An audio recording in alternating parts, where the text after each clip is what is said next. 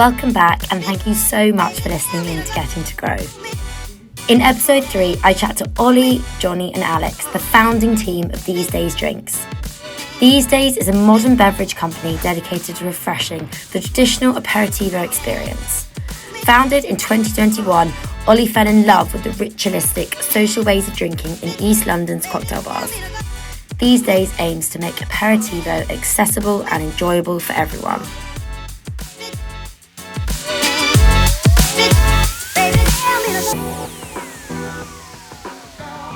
Welcome back to another episode of Getting to Grow. Very excited to have Alex, Ollie and Jonny from These Days Sprits on the podcast because they very kindly hosted my first in-person event on Wednesday evening actually. So it's very apt that you're here today. So I'd love for you to introduce yourself and tell me all a little bit about what you guys were doing before These Days. So I'm Alex. I do the marketing and design and built all the brand. And before doing this, I worked I was a freelance graphic designer. I worked with lots of hospitality businesses, events businesses. And I also before that worked in advertising. But that was a large advertising agency. So Okay, cool. It was mostly like really big clients. It's quite nice to work on like a smaller brand. It's also like your brand now. Yeah, completely different experience. Yeah, exactly. But fantastic. Yeah. Probably you get a lot more creative like freedom as well. Completely. No red tape. Too much. Too much. Ollie, what were you doing before? So I was working in bars the whole time. Went straight into working for a company for 5 or 6 years. Worked right up until the pandemic, and then now for These Days, got in touch with Alex pretty soon after the lockdown to do all the visuals of it. I now do all the liquids, all the production side, all the finance, and now more recently I run the bar side of the business as well. And then met Jonny throughout that process. Yeah, how did you guys meet? We met in a long time ago. Well, in bars where Ollie used to work. I used to sell Ollie whiskey. Okay. And then also took Ollie on a trip to Orkney to like a whiskey distillery. And then 4 or 5 years later, I got an email from Ollie saying, "Hi, remember me from that trip that we sort of went on and drank whiskey? I've got an idea." Because by that time I sort of worked for drinks brands for a long time in sales. Worked for Seedlip for a while as well. Oh, cool. So during that sort of rocket ship growth of being a challenger brand, that kind of really spurred me on into wanting to work for more smaller brands. And then I was kind of working as a consultant on smaller brands during lockdown. Also moved to Leeds and all that sort of stuff, left London. Crazy, stupid idea. Back in London now. Where's home? Where did you grow up? I'm from Newcastle. I was going to say I can detect a Newcastle accent, but I was like, I I don't can turn it want up if you want, like. Got my moods, like. But yeah, no. I love it, it's fun. So that's how we met. So I was working for whiskey brands. And then 4 or 5 years later, we decided to take our relationship to the next level and start working on this Spritz idea. So, yeah. Nice. So it kind of came as like all three of you like an amalgamation, and then you were like, right, we're going to do this. Yeah, it was definitely. I mean, I had a particular set of skills. Yeah. But only one. Like drinks have been my thing for a really long time, but hospitality came first. So, yeah, for a really long time, just wanted to work in bars and create that experience for people. I knew I could do that really well, but what I lacked was being able to sell it and being able to make it look good. So yeah, finding people that could do that better than I could was really important to start. Yeah. So tell me a little bit about the kind of process, like initially when you had the idea, and then how I guess you formulated your first like recipe really, because these are what they look like for everybody watching and listening. I love the branding and packaging, so kudos. It is what we meant. No, it looks really, really great. But yeah, interested to kind of understand how you took all the different ingredients and then like formulate it together. And then I also obviously want to touch on the fact that at the back of your bar you've got something quite fun. Yeah. So the original recipe, this is now an updated one. When we first started out, we knew what we wanted it to be. We knew that we wanted it to be a wine-based spritz, and that came about because when working in bars, like aperitivo was the thing that I fell in love with. Because define that. What is like aperitivo? Aperitivo is a way of drinking more than anything. Okay. It's something that we really believe in, and we want to be pushing forward and pioneering, because my favourite thing about hospitality is getting the most out of experiences. And what I found working in bars is that people will just order the same thing, have the usual, and not try something new. And more often than not, you'd have 3 or 4 beers, 3 or 4 pints, and then be too drunk and go home. That's an experience, that we're not immune to now even. But working in bars, I wanted to show people that there's something more, a new way to drink, and a new way to make the most out of it, experiences. So that's what aperitivo is best at, is supplementing that long, stretched out evening. A couple of drinks turn into a late night. That's what we want to promote with aperitivo. That's the best tool for it, we think. So the way we got to the recipe was starting with a great base wine, and the way we did that was working with a wholesaler in Le Cave de Perrin. They sell only organic wine. So we started with that. We tasted loads. That was the fun bit. Sitting around trying 15 different wines, and then from that we kind of worked backwards. I know a lot of the brands that you've talked to, they are very artisanal, and while we want the drink to taste as good as possible, we work backwards and wanted to make something that could work at scale. So we went to an ingredients house that had this massive range of ingredients that we knew would work well together. So we all 3 of us went to a very strange laboratory. Why in was the middle it of so the country. strange? Well, I didn't. It was a lab by name, I think. Yeah. Okay. Rather than the way If you it saw it looked. from the outside, you could describe it as a shed. Okay. Oh gosh, so like kind of like Breaking Bad vibes. Yeah. Thank God we were all 3 together. So that was a year ago with the updated recipe, because before the recipe that we'd made wasn't. We made it in a way that we thought that people would like, rather than making it what we like first. We think that's really important, like being sort of bullish on flavour. If we don't like it, then it's very difficult to sell. Yeah, absolutely. And as good as the branding looks, as you say, like people will pick it up because of the branding, but they'll buy it again because of how it tastes.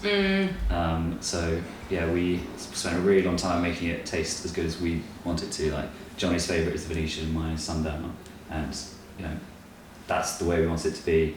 Some people like one, the rest like the other. Yeah. And what would you say sets you apart from like other spritzes and aperitivo drinks out there? I think that it's about we're trying to reframe or redefine spritz, as we say. So it's about trying to change people's perceptions of what spritz really is. So like the fact that it's ready to drink, so we serve it in cans, in sharing bottles, and on tap as well. So the whole thing that we're trying to do is trying to make spritz more accessible in those moments where it's really easy, it's served consistently, there's a choice of flavour, it's a lot more accessible. It's ultimately what we talk about a lot, and that runs through right through the branding as well, like the name, using like normal words, not like very obviously a lot of the kind of spritz category is Italian or Southern European, and it's all very aspirational and rules and traditions. So the brand, I guess, is very intended to be a lot more accessible using normal words. It's about making delicious drinks that are accessible. Sort of don't worry about it too much a little bit, just focus on having the moment with your friends, like Ollie says. Like that's where the brand really came from. So kind of it's more about the reframing piece really. And being served on tap. I was going to say it's the on tap piece that's really nice as well. I know that obviously you can get them in cans, but it's quite nice to have something really different to like a cocktail or a glass of wine. Or like a beer.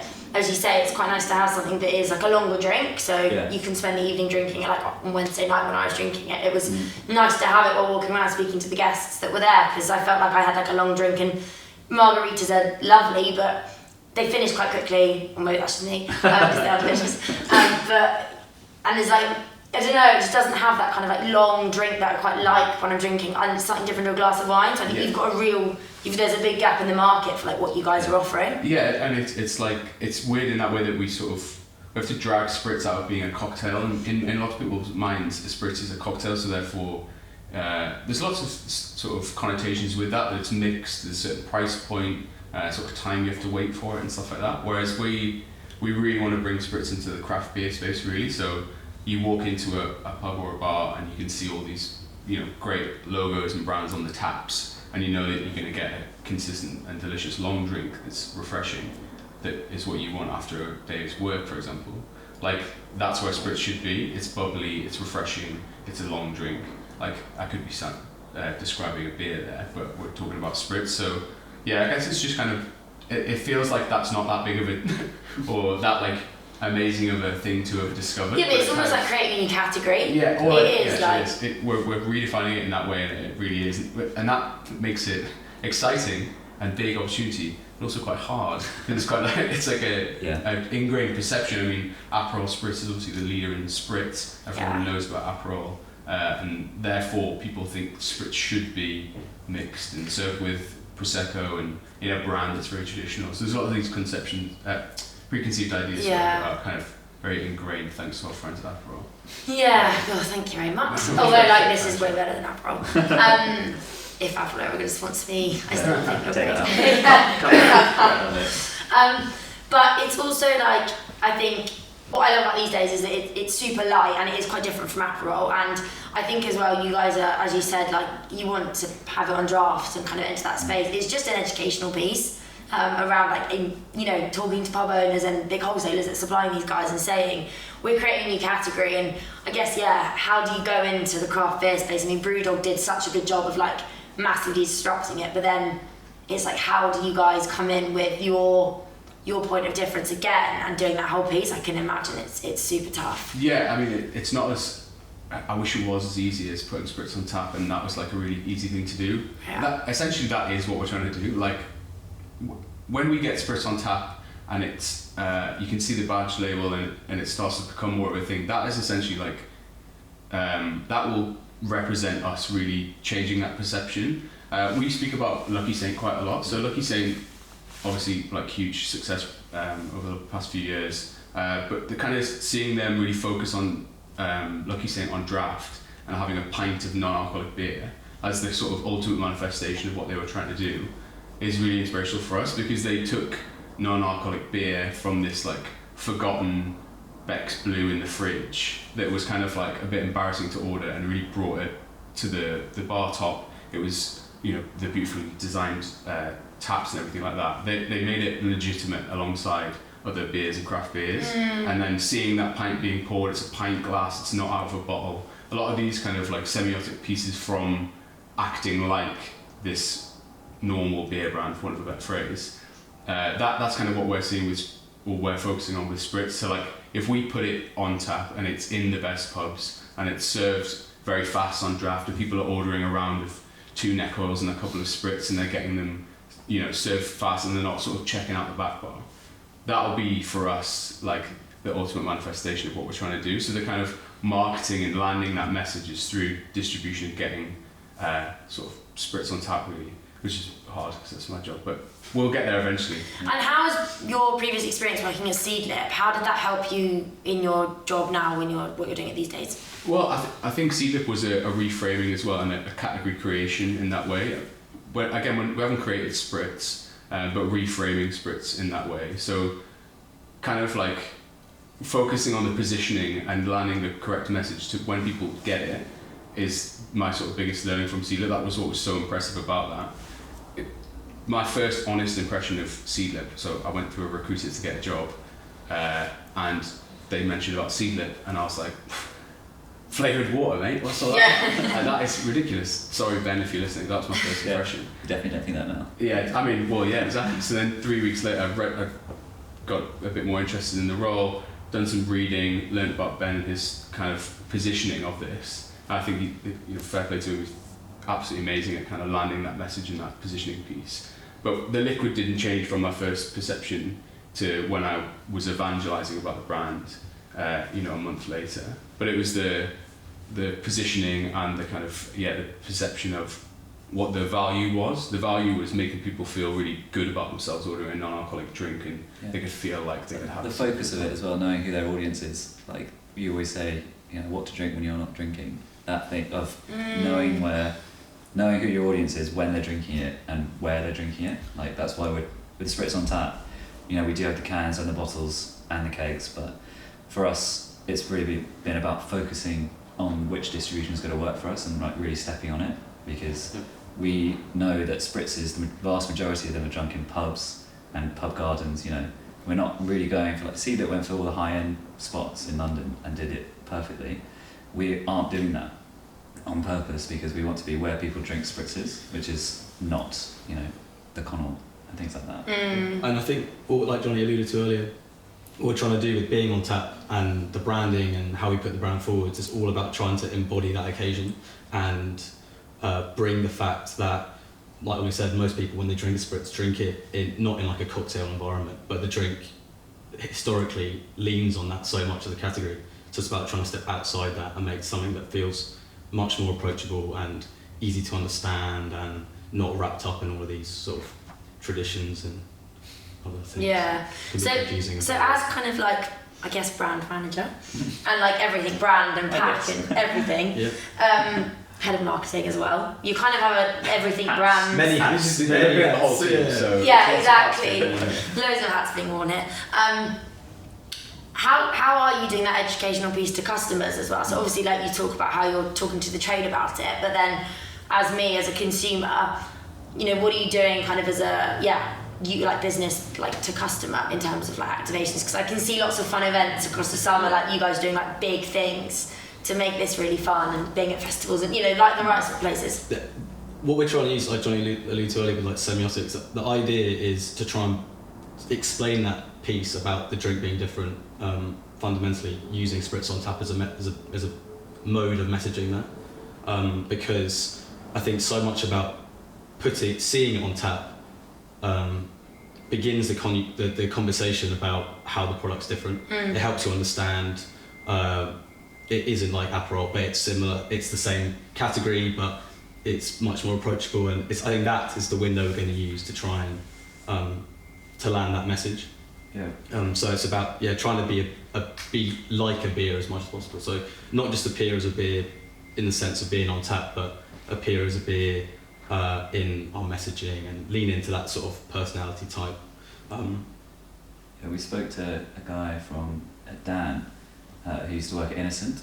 Oh yeah. And the way with our messaging, you know, he said to us right at the start, when we start getting bored of what we're saying, that's when people start hearing it. Because like all we do is talk about Spritz on tap and reframing the Spritz, and we say that all the time. We just have to keep saying it because for most people it'll be the first time that they've ever heard it. So we just need to stay on message has been our big learning. And I think it is something exciting for people. It's strange. It's different. People see it and it elicits conversation. It grabs attention as well. To see that on a tap, and also I think one of the also massive advantages of being on tap is it drives consideration, and that if you can create something that looks desirable at that point of purchase, people are interested in buying it even if they don't know what the product is necessarily. So like you talked about earlier, they're such a desirable brand that when you see it, even if you don't want a non-alc beer, you think, well, I'd like to try that. So it's trying to build that same level of desire when people see our taps. And then, like I said, we take our tap out as much as we can. If we're sampling, we want to sample from the tap. Yeah. We want people to understand that this is how the product is different. How do you sample a tap out of a bar? With a very heavy, I mean, kind of mobile tap. Okay, fine. It's with difficulty, basically. Yeah.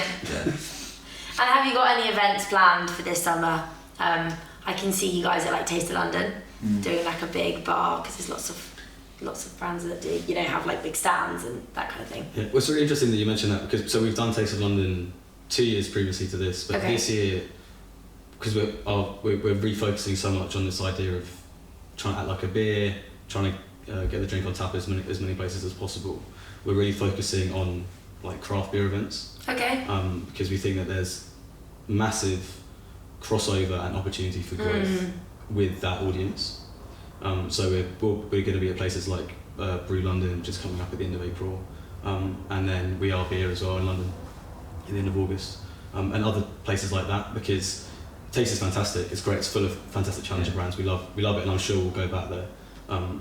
but we think that there's a really exciting opportunity to talk to people who are interested in the craft beer space about our drink, because there's so much crossover between the two liquids. It's like Jonny was saying, light, refreshing, flavoursome drinks that are more flavoursome than you'd expect from like a lager, or even I'd say even more than a craft beer or something like this. So that's where we're sort of having our focus. Yeah. And how did the brand kind of come to life? That's a great question. It's something that's been a moving thing as well, which is weird. It's one of the big differences I think I've found from working previously when I was a graphic designer. I used to do branding projects. Is they would end, so you would do the brand guidelines for someone, you deliver them, and that's it. It stays like there. an exam. It stays finished. Next. But this, so much of the business is in flux, and we all do so much stuff that it's really been something that's been evolving over a long time. But the basis of it has stayed the same, which is about trying to create a brand identity that is super accessible, but also speaks to some of the history of the category. So like I get a lot of inspiration from old aperitivo branding, but a lot of that is very heritage and difficult to understand and feels really old and sort of devoid of personality. So we wanted to make a brand that was really colourful, really clear about what the products were, that uses normal words, that feels really fun and something that people can interact with.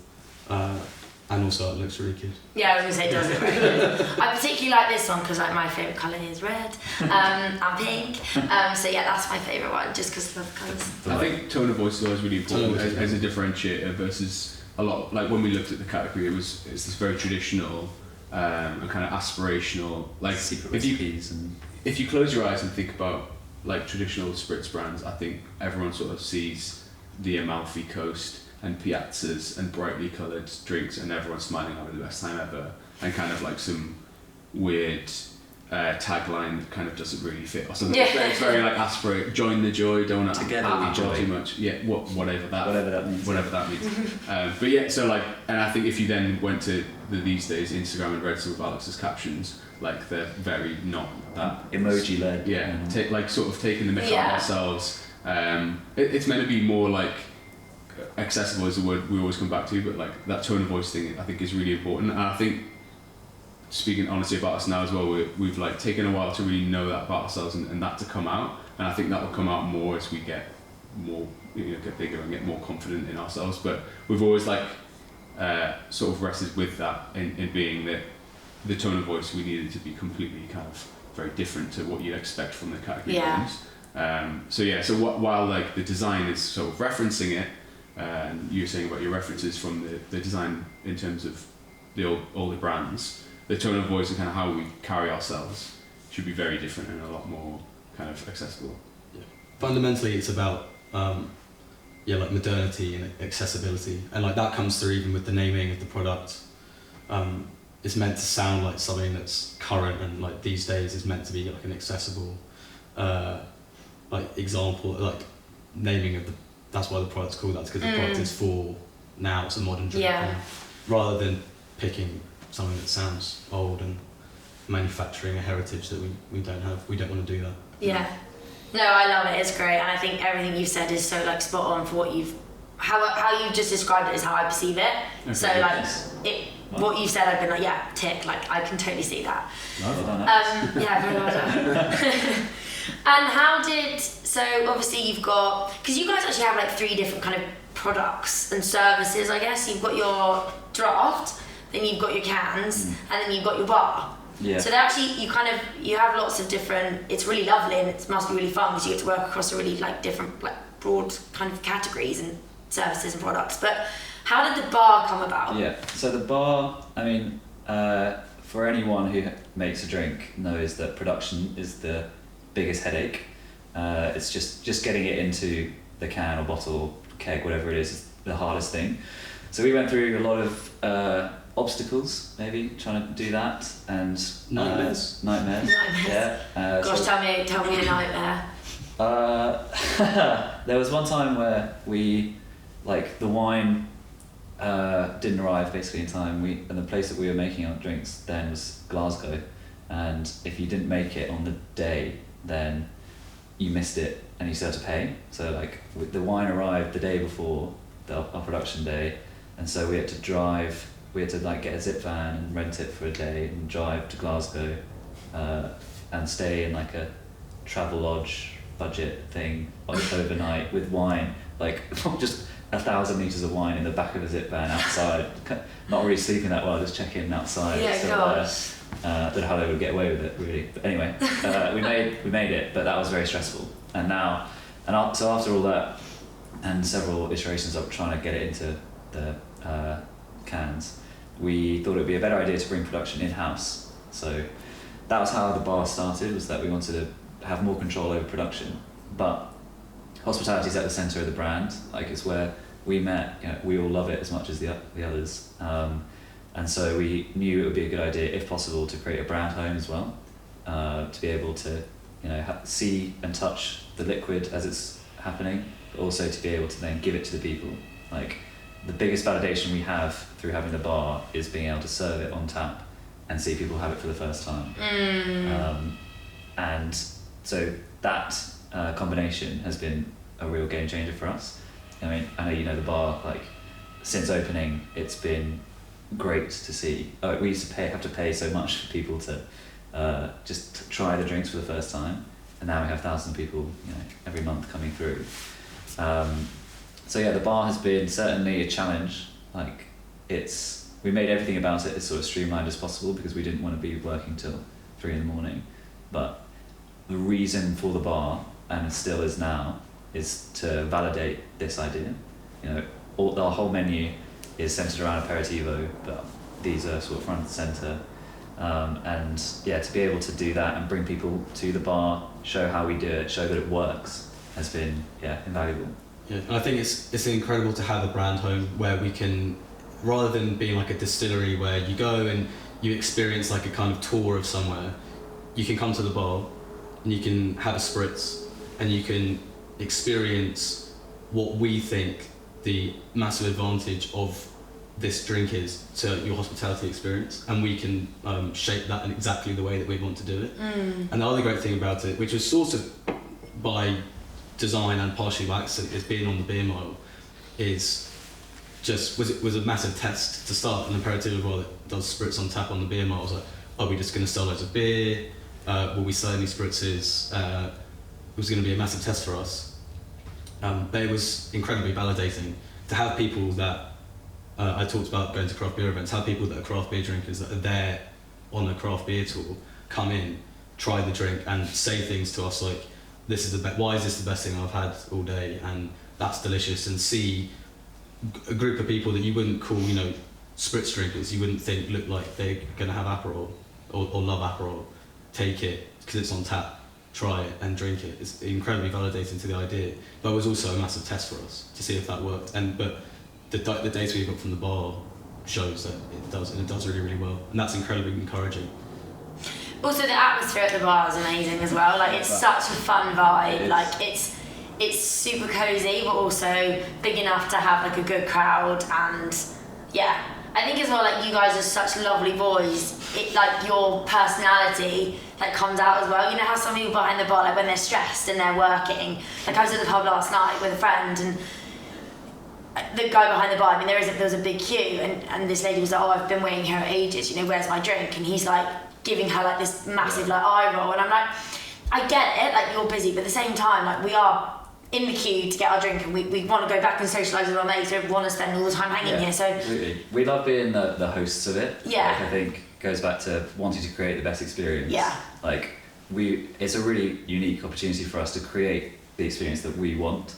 And yeah, as you say, I mean, when it's ours, it's different. Like we're there very often, maybe too often, but like it's always fun. It never, that experience of someone trying the drink for the first time and enjoying it is like every drinks founder's dream. Yeah, it never gets old, and that gives you, doing this is incredible. It's such an incredible journey, but it's very tiring, and having those moments really makes it feel worthwhile. It gives you the energy that you need to keep plugging away at stuff. Yeah. And just on the fact that you're saying about being at the pub and like you wanted to go and basically be with your friends and not be stood in the queue at the pub. Like the bar was designed in a way that exactly how the products were. The products have to be ready to drink, like on tap, in bottle, in can. They have to be ready to drink because we want you to get to the point where you're having the drink with your mates as soon as possible. So when it came to designing the bar, like we have some cocktails like Negronis and Americanos and stuff, but they're all like on optic, like pump little thing like an old pub.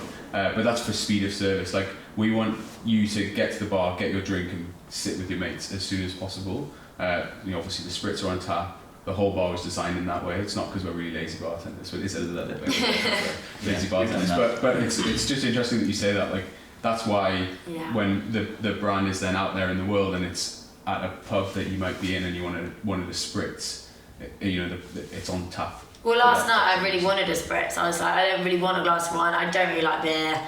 Definitely don't want a Guinness. It's just not my thing. I was like, I can't stand it. But I was like, I would really like a Spritz. And obviously they look at you at the moment like, no. But that is exactly why this product exists. Because I think I love going to the pub. I'm a huge advocate for going to the pub. Really? I think your office is not a bar, no? Yes. Don't get us there. If it could be a pub, I would be. But, I'm a huge advocate for going to the pub. I think they're fantastic places. But going to the pub at the moment can be quite boring. Like if you go there, you're met with a selection that's pretty repetitive. And sometimes, like you said, you don't want a beer, you don't want a wine. But then you don't want a cocktail that's probably going to be made not that well. You don't want a spirit mixer, and there's a slot that exists for a drink that isn't those things. Yeah. But it's still full of flavour, it's light, it's refreshing, and it can be served super fast, and it will be good quality. Absolutely. So Green King, guess on it. Yeah. Like, please. Where are you at? Come on. Jonny at thesedaysdrinks.com. Please. We'll make it go viral. That is the one. As entrepreneurs, what would you say, other than like the manufacturing problems that you guys had, what would you say would be some really big challenges that you feel like you've had to overcome? Well, where do we start? I mean, I could speak to one that is very frustrating because, this is going to be a rant, so I'm really sorry. No, go for it. The seasonality of Spritz, or the perceived seasonality of Spritz. Okay. I think you might know where I'm going with this. Because obviously I do the sales as well, so try to sell it in the winter is harder.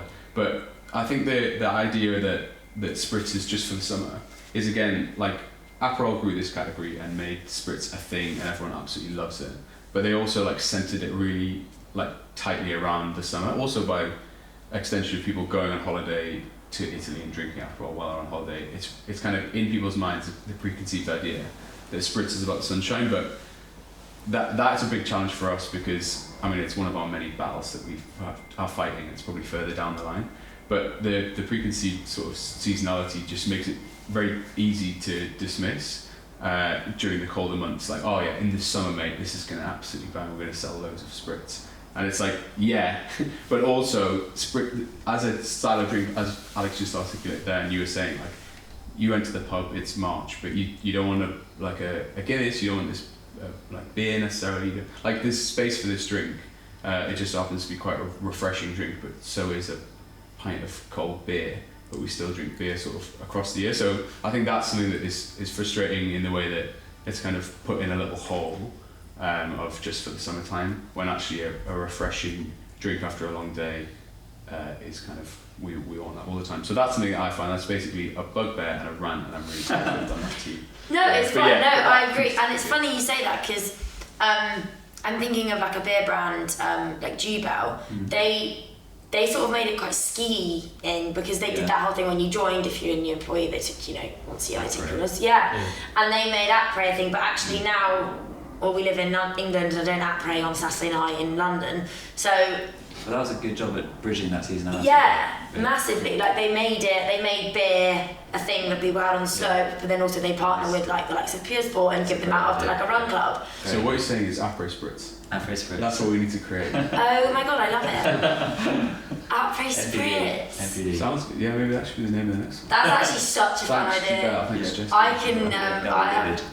I think that would really work. That's really fun. But yeah, sorry, that's more of a book, but I'm sure you have. I have one. I think for us, something that you are really good at, we are not good at, which is getting yourself out there. Not just one thing. Yeah, but like, you know, you came to the bar on Wednesday and it was your first night of inviting all these people, and like you were working the room. And, so this, like doing this for us is very difficult. Like we find we're sort of naturally quite self-deprecating. I think a big learning for us has been like, shout about it, like be proud of what you've done. Oh my gosh, you absolutely. You have to be your own like biggest. Yeah, exactly. And so pioneer. That's the wrong word. Our sort of default champion. is to sort of put ourselves down. But yeah, I think more and more, especially with the bar, as you said earlier, like when we're behind the bar, it's our sort of comfortable space, and we can work the room in that environment. But it's doing stuff like this and just being proud and talking to people that we have to definitely have had to learn. Yeah, I think when your aim is something like ours, and like many like other brands that you speak to, trying to do such big tasks like redefining categories or building new categories and launching new products, it's such a big task that it becomes very hard to see the progress that you're making often. But I think it's really important to try and find the space to do that. And I think a bit like what I was saying, talking to people can be really helpful for doing that. You talk to people that work in the same space as you, and they say things, and it makes you realise like how much progress you're making. But because every day you're essentially dealing with massive challenges to try and do something that seems pretty insane, that it's very hard to see how much progress you're making. But often you are making loads. And also, like, you're here, you've done it. You know, you've got your bar, you've got it on tap, you've got it in cans. Like, you have achieved it. And I think, I don't think this is a you thing or a me thing or a Tom thing, but I think it's like it's a thing for people where we're really bad at. And you can go on holiday, right, and have the loveliest week away, and you break your leg on the last day. All you remember from that hot trip is like, okay, that's quite dramatic, and obviously that would be quite crap. But my point is that you sort of always remember the bad things that happen versus actually look how many, we had 5 days of amazing days where I didn't break my leg before. So it's like, you're taking that step back to be like, look how far you guys have come and like what you've been able to do. And you know, so many businesses out there, so many people have ideas and talk about it all the time, but they don't action anything. And it's one of my biggest like bugbears is when my friends are kind of saying things like, oh, I want to do this, and I'm like, do it then. Like if you fail, at least you did it. And if you fail, actually you would have learned something, right? You're not, you know, we're not saving lives. And people will help. Like I was saying, everyone knows someone. Like I know a lot of people say their advice is like use your network, which sometimes people will think, well, I don't know anyone in the industry, or it's a new industry completely to me. But you'd be surprised how many people know someone that would be able to help. And food and drink is really good for like being collaborative. Food and drink is amazing for being collaborative. Like I feel so lucky to work in an industry that is really collaborative, really like great people, also really helpful people. Like they want help. They genuinely want to help. I can call brands up and go, gosh, can you get me in touch with that person? Like you did a really cool collab with them. And they're like, here's the email. And then I can say, oh, I got your email off, and they're like, oh yeah, it was so fun working with them. And it's like, that's really nice. And that's why the event that I did at yours on Wednesday, for me, is just, it was such a big tick in my head to be like, right, there's so much appetite for these events and people want to connect, and the networks that they build. And my friend Tara that came to the event, she was like, she's a freelance in sales, account manager, and she was like, I got offered like 4 jobs that night. You never know who's and I was like, that's so good. Like I'm so happy that was the next thing for you. You could have that conversation with people. Exactly. And then, you know, I was obviously, you guys, it was such a lovely place to host it. So anybody listening, if we need a party these days, Bermondsey Beer Mile, absolutely. Thank you very much. Or if they just want to reach out and speak to someone who's also going through it and trying to change a category and do a thing and feeling like this is really hard, email us and get in contact, or come to the, do you know what, come to the bar and have Spritz. We'll hear your sorrows at the bar. Free Spritz to all listeners of Games You'll have a queue. Free Spritz or free food at the bar. I'll be coming every week. Get to grow. Kind of looking ahead, what would you say would be your plans for the future? Where do you see it going? Spritz on tap. Spritz on tap. If I had to give you 3 words, it would be Spritz on tap. Yeah, I think, honestly, I'm sure you guys are bored of me saying this now. So anyone who has me on LinkedIn, but all I'm focused on, and I think as a business we are, is getting Spritz on tap, because that just really, as I said before, kind of that's the full manifestation of the brand. And if we start to land that, as I said before, it's like marketing through distribution, and if we become the brand that represents Spritz on Tap, that'll kind of mean that we're starting to do what we sort of set out to do. So being the non-beer option on a tap lineup. If you go into a good pub, you should see These Days Sprits there. That's kind of like a bit of our internal mission and our goal at the moment. Beyond that, beyond Spritz on Tap, which is strange because nothing's bigger than Spritz on Tap. But yeah, I mean, obviously we have the bar business. Do you want to develop? Do you want to have a few? Maybe. I want to possibly say that, but yeah, I think we will. What is that? Yes. Well, I mean, selling your Spritz in your own bar. I mean, it's an age-old thing in beer. Again, beer kind of alignment, but like breweries own pubs and sell beer there. It makes loads of sense commercially, but also for that kind of landing the message and building the brand. And then in the off trade as well, like we're kind of following the plan of building the brand in the on trade and getting people to try the Spritz and get used to us as being that Spritz on Tap and being the sort of craft beer aligned product, but then appearing in the off trade in the right places with the right formats. Obviously we have the 200ml cans, we do 750ml sharing bottles as well. So we'll be building kind of distribution out that way as well. But yeah, I think that probably covers what we're trying to do. Making Spritz more accessible, making Spritz a drink that fits into that bit in between beer and a sort of cocktail. That's kind of what we're focused on. And I think the Spritz on Tap piece is just sort of a bit of a milestone and something that represents that. I'd probably say that. What else are we going to do? Loads of stuff. Yeah. Open bars. Loads of bars. Maybe. Yeah. And sustainability is like quite a big thing nowadays. You know, people are always talking about sustainability, how sustainable your products. And I guess for you guys actually having your own production, you can keep like really good control of your waste. You can keep it really low. Yeah. You can kind of have like massive control of the supply chain. You can make sure that, you know, there's so much stuff that when you outsource production, you don't have a lot of control over, and also probably aren't seeing the stuff that's going on. Whereas I guess for you guys, you can keep a really nice hold on it, and therefore like the sustainability piece must be. Yeah, I mean, I think you're right. We now control everything about the process. The way with ingredients, you know, as we said before, we're not trying to bring loads of fresh ingredients in and create this whole process around it. You know, we're not a brewery that does tools. We create it like a cocktail would be made. Just once you've got world domination, obviously. Yeah, exactly. But with the ingredients themselves, like the organic wine was really important. It makes up half the drink, so we wanted that to be sustainable as possible. We know the grower; they come into the bar occasionally, so that relationship's like really strong. With the cans and the kegs specifically, like everything's recyclable. For the bar side of it, there's no wastage. You know, when you make an Aperol Spritz, it's always in incorrect quantities. So for us, the production side is just as little wastage as possible, and otherwise, it just allows us to focus on like the team and the culture side of things, which is also very important to us. Massively, yeah.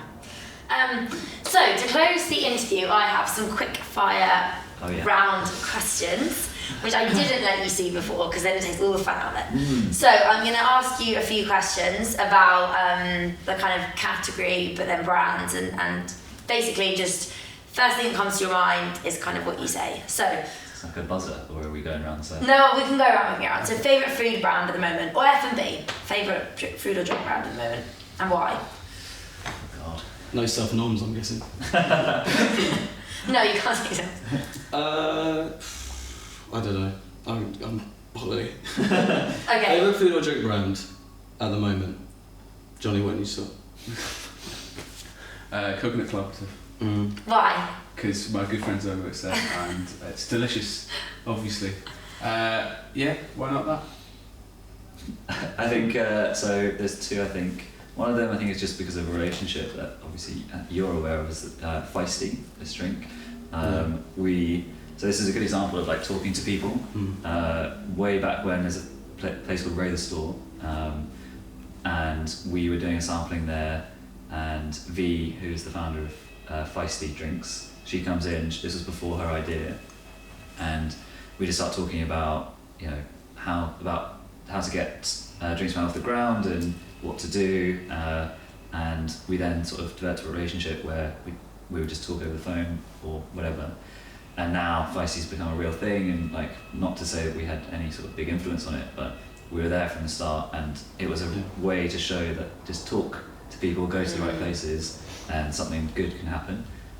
So to see that go from an idea to, you know, a real thing has been pretty exciting, especially for me. I would say when Jonny said, if you have an idea, get in touch with us, we're serious, because helping me with that was incredibly valuable. And also, Feisty is a really good idea. It's really smart, and I don't want to steal your one, but I might also say Feisty, because of the idea. Big up Feisty. Big up Feisty. Protein sodas. It's don't want Huel. You want something nicer than that. You want to make gains, have a delicious drink. And like, when she told me that idea, I thought that was really, really smart. It's a really good idea. It's a really interesting look on an existing category that's already been expanding loads, and I think this is a really, really exciting product. Definitely, totally agree with you there. Biggest failure you've ever had? That's a difficult question because there are loads and they happen repeatedly. Biggest failure in a day-to-day sense was ordering 200 tote bags with a spelling mistake on them. Oh dear. That is a shame. That was pretty stupid. What did you spell wrong though? I spelled aperitivo wrong. There's a lot of I's, O's in it. Yeah. To be fair, you put me on the spot now and spell it was close enough. The big difference between us is you don't work for a aperitivo brand. We sold them as limited editions. I like that. And gave a lot of them away as well. Yeah. But that was a pretty big mistake. But in terms of failures, like stuff that just hasn't. Yeah, failure's probably too harsh. Mistake. We right when we first launched. I mean, back to production. I know we've been talking about it a lot, but we sort of were pushed back. We wanted to launch in May, which we did with a bar, and we learnt that, you know, start of our season, know your season, and we wanted to launch everything. So beginning of summer, whether it's the cans, new recipe, whatever it is. But right at the start, with our first liquid, we were pushed back until September to have any liquid, and then we launched in September right into winter, which like was not devastating because we're still here, but that was certainly a big mistake. Like, step on what's working and don't launch in the wrong season. I think a lot of emphasis is often put on like action and just do it and get things moving, and there's definitely loads and loads of value in that. But I think that move fast, but like don't do it at the expense of thinking about things. I think that you're going to make loads of mistakes. You have to accept that. But I think making sure that you plan stuff as much as you can. You think about things, like do things like take action quickly, but don't like move unnecessarily fast. I think is probably. Which is hard when you live in London and you're just stressed to get on the Northern Line in the morning. Move fast then, and don't make sure you've got your Oyster card out and get to the barriers. Oyster card? Who uses them anymore? Exactly. How strange is that? That is peculiar. Do you not just tap? No, I'm old. Gosh. I'm old. That is Jurassic. I'm old school. I'm old school. Yeah. Beeping it. It works. John? Biggest failure. I was thinking about this as I was buying time as these guys were answering. You got lucky there. Yeah, biggest failure, short. It's going to be quick fire. Yeah, sorry. No, it's fine. I'm going to take this in the direction that is could be classed as a bit cheesy. Quick fire. Yeah, bear with. Get comfortable. No, but I think. Cheers, Spritz. Cracking one. I think the biggest challenge was not getting to Spritz on tap fast enough, which is ridiculous because I know I speak about Spritz on tap all the time. But we've actually been going for a little while, and we launched with the bottles first and a different recipe, and the labels look different, and lots of things have changed. So I guess you can see that's lots of like little failures, like Alex was saying, is fail a lot and stuff, and learn from them. But I think what we've kind of always, like we've never wavered on, is what Ollie began with, which was that there's a gap here that Spritz should be more accessible, and this aperitivo style of drink should be more accessible. So I think being married to the problem, not the solution, is something that we've learned quite a lot and will continue to do so a lot as we kind of keep going. I think that's advice I would sort of impart, is have conviction on the problem that you're trying to solve, and really do the thinking on that, but how that how you solve that doesn't really matter too much until it's right. So I think, we've taken 2 years to get to Spritz on tap and a huge conviction on that, but making Spritz more accessible has been since day one. So I think that's what I would say around sort of failures, is it's all part of the sort of process, but not letting them define and changing direction all the time, but kind of refining the solution, I think is what we've done quite well. I think you kind of answered my next question, which was what would you say to like an entrepreneur listening in as like, your one biggest bit of advice? I'd say get married to the problem, not the solution. Get married, Get married, mate. Get married. Get engaged to the problem. Propose to the problem. There is loads. I think. Do you want me to go? Yeah, you go, because I don't want to steal your. I've said it one. often, but in this podcast. But talk to people. You don't know who's in the room. Just talk to as many people as possible. But also, personally, find co-founders that are better at things than you are. Yeah, you never want to be the smartest one in the room. Yeah, exactly. It helps. We had great relationships before. I've known Alex for 20 years, so we could. That's why you're sat so cozy. This is actually how we sit at the office. I'm constantly but all of us are friends first, and that might not work for everyone, but it works for us. Yeah. I think I know you had the New Theory guys on and their brothers. I think the reason the relationships like that, and I think between us work, is because there's a lot of trust. And in a business where everything moves so quickly and you're taking quite big decisions, like weekly, you need to have a lot of trust in the people that you're working with. But also, it's incredibly valuable to have people that you can share stuff with. And I think I would emphasise, my advice would be probably to emphasise the first part of what Ollie said about talking to people. If you have an idea and you don't know where to take it, a lot of people jump to we'll just get it moving, get some money together and get stuff going.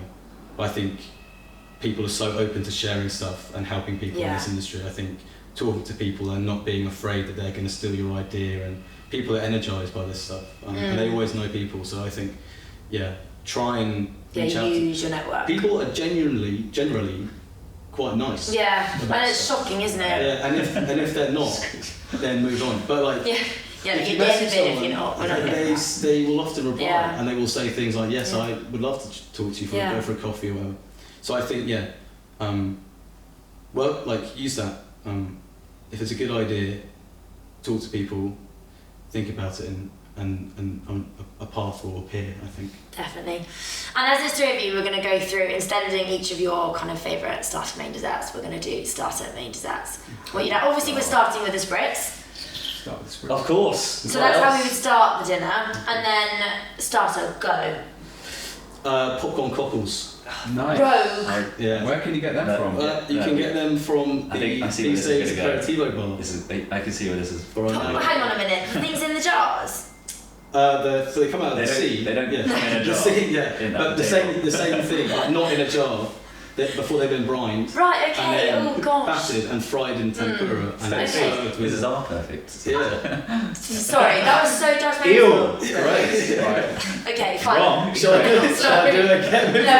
What would your mother tell me? Truffle arancini. Oh, actually, that is. I've thought about this. Anyway, it's not about me. Go. Mine, of course, would be a veal schnitty. Also found at These Days Aperitivo bar. I can get on board with that one. Fine, thank you. Tick. We can move on. Yeah. Not on the menu. Oh, well, come on. It's better. Well, that's on. Ganache. No, I'm saying this is what's on our menu that Oh, we're trying right. to turn this into. Please, great banoffee pie, mate. Oh. Yeah. Classic. On Can't go wrong. Why are they On brand. But it works. Stick it on the menu at These Days Aperitivo. Soon to be on the Coming menu. soon. Yeah, banoffee pie. Well, thank you so much for coming on Getting to Grow. It was so amazing to catch up with you and probably speak about your journey, because I feel like I've known you through so many different things but never sat down and been talk to me about it. Massive thank you for taking the time. Thank you so much for having us. Thank you for this.